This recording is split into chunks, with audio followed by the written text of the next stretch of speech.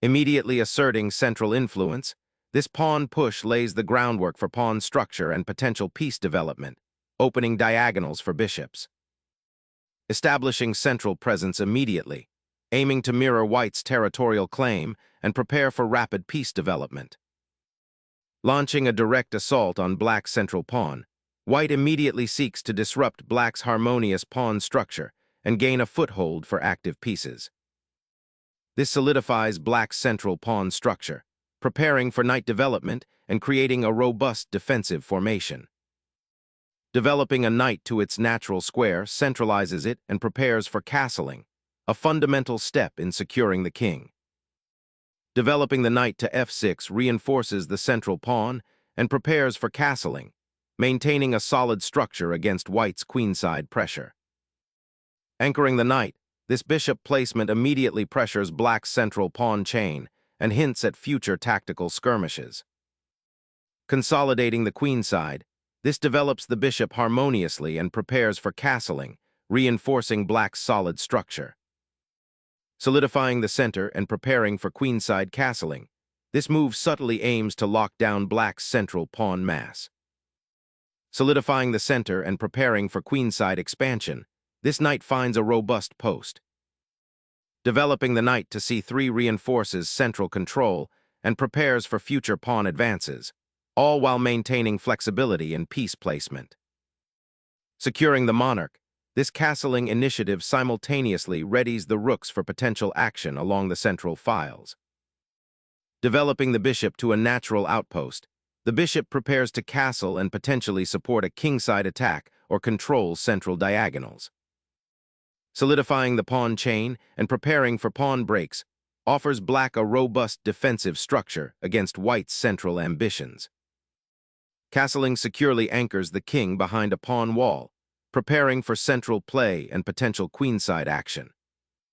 Securing the queenside expansion while preventing White's b4 push, this aims to gradually broaden Black's attacking avenues. Preparing to support the e4 push, this queen reroutes smartly, eyeing a potential central break while offering defensive assistance. Challenging the bishop's influence, Black subtly contests space and prepares for future queenside expansion. Retreating the bishop avoids an immediate pawn push that might gain space, preserving flexibility for future development. Embracing the central pawn exchange frees Black's bishop and initiates a subtle rearrangement of pieces. Reclaiming the bishop solidifies the center and prepares for further development, aiming to leverage the open files.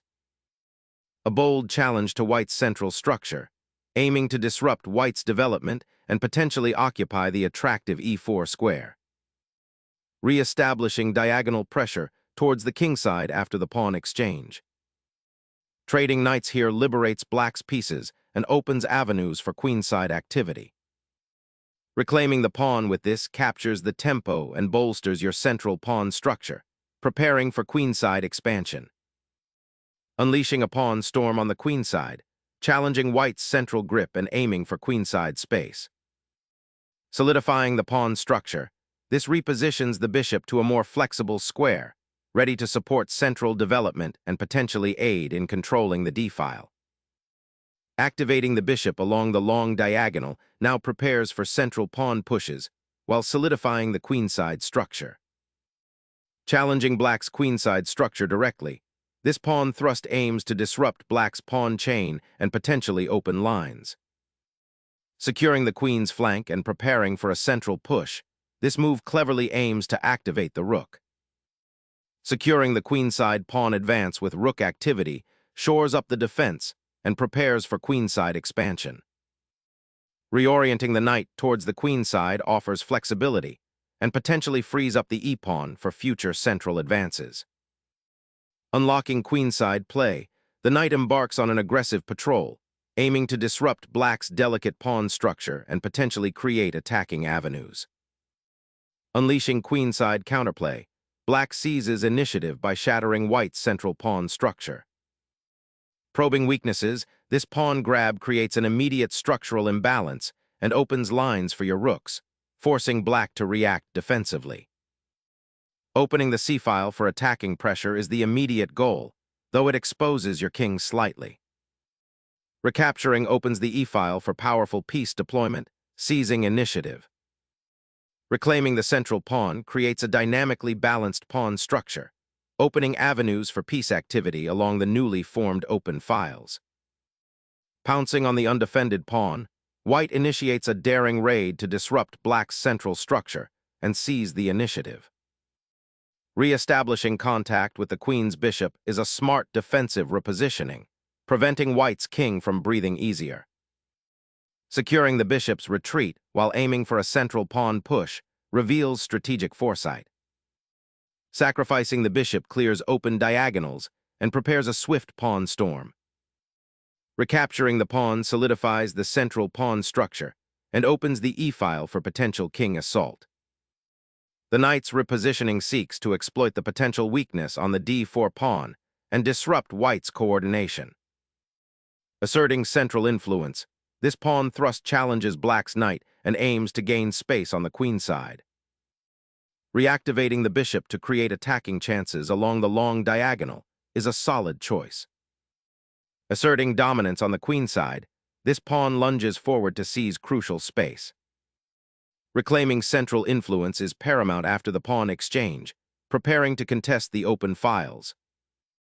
The queen repositions to survey potential advancements and bolster the central pawn's integrity. Reclaiming the outpost on e7 provides a strategic pivot, challenging white's central control and reinforcing black's queenside presence. Securing the central files with this rook transfer redirects pressure towards black's queenside weaknesses. Unlocking the queen allows for potential pressure on the kingside and a more active role in the unfolding central battle. Retreating the rook to b1 reassesses the queenside pressure, preparing to contest the b-file if black's knight retreats from the central outpost. Reasserting pressure on the d-file, black prepares to activate its rooks and challenge white's advanced pawn structure. The bishop retreats, preparing to reinforce the queenside and anticipate potential breakthroughs. Sacrificing the bishop opens a dangerous diagonal for white's queen and king. Reclaiming the initiative, this capture aims to disrupt black's pawn structure and potentially expose their king. Focusing the queen on the 7th rank initiates a dangerous probing maneuver, creating pressure on white's pawn structure. A bold decision that trades queens, simplifying into an endgame where precise pawn play will be paramount. Simplifying to an endgame is wise, aiming to exploit the isolated pawn that's about to form. Securing the monarch's safety, as the queens depart opens avenues for active piece play and potential pawn advancements. Reclaiming the crucial central files now solidifies black's presence and prepares to challenge white's passive structure. Unleashing the passed pawn's potential, this advance creates immediate spatial dominance and tactical threats. Reasserting pressure on the c-file, black seeks counterplay against white's advanced pawn. Securing the open file establishes dominance and prepares for a decisive pawn push. Unclogging the diagonal allows the rook to eye the queenside and prepare for a potential pawn advance. Opening the c-file creates potent pressure on black's queenside pawns, threatening to infiltrate deeply into enemy territory. Recapturing the pawn with the rook solidifies the queenside pawn structure and prepares to contest the open c-file. Initiating a counterattack on the 8th rank, this rook placement aims to disrupt black's defense and potentially create mating threats. Seeking to disrupt white's queenside control, the knight eyes a safer square to regroup for counterplay. Initiating the exchange of rooks simplifies the position and aims to exploit the passed pawn, potentially simplifying towards a winning endgame.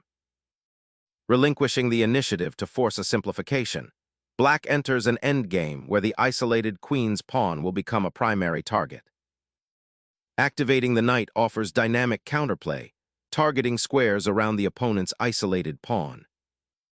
Reclaiming the central files becomes paramount now that the queens are off the board. Relocating the monarch to a more sheltered square, preparing for the inevitable pawn push. A valiant attempt to shore up your kingside defenses, but it weakens the e6 pawn and invites further complications. This retreat reclaims the central square, preparing to support the knight and activate the king. Activating the king into the fight offers a glimmer of hope for counterplay, but the pawn structure remains a persistent weakness.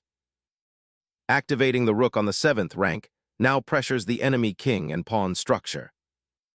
Shifting the rook to the 7th rank initiates a dynamic battle for control of the central files and potentially creates a passed pawn threat. Focusing on king safety, this advances the monarch into an active, albeit potentially exposed, central position. The monarch shuffles away from potential threats, seeking refuge on a safer square. Activating the knight to a more central and aggressive post promises increased activity and potential threats against black's pawns. Reinforcing the rook on the 7th rank aims to disrupt white's pawn advance and create counterplay.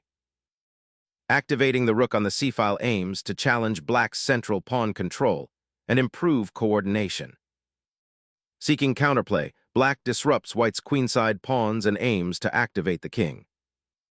Re-establishing central knight presence after the trade, this knight aims to support the queenside pawns. Exploring the kingside expansion with the rook offers a surprising dimension to the pressure, aiming to untangle black's pieces and potentially create weaknesses. Reclaiming the central outposts and threatening to squeeze black's position with a pawn advance. Unveiling a new threat, this rook maneuvers to threaten the vulnerable pawn and disrupt white's recent advances. Centralizing the knight redeploys this piece to a more active square for upcoming exchanges. The king's flight opens a critical diagonal for the rook, potentially leading to immediate tactical complications. White finally simplifies the position by exchanging the knight, which should lead to a more straightforward endgame. Knight reroutes to a more active outpost, aiming to disrupt white's central pawns and secure better knight placement. Opening the d-file will now allow your king to become an active participant in the endgame battle. The king ventures forth, seeking activation in this complex endgame, a daring bid for active participation. Stealing opposition and forcing the black king into a passive role on the edge of the board. King relocation now frees up the rook for potential endgame activity. Securing a tempo advantage with the knight's return to a more active square.